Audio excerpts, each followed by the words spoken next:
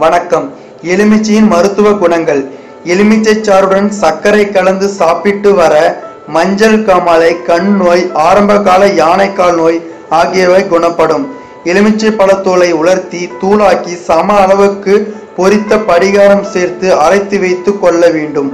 உடலில் ஏற்படும் தேமல் என்ற சரும நோய்க்கு இந்த பொடியுடன் சிறிதளவு தண்ணீர் சேர்த்து குழைத்து இரவு நேரத்தில் தேக்கத்தின் மேல் பூசி காலையில் குளித்து வர விரைவில் தேமல் மறையும்.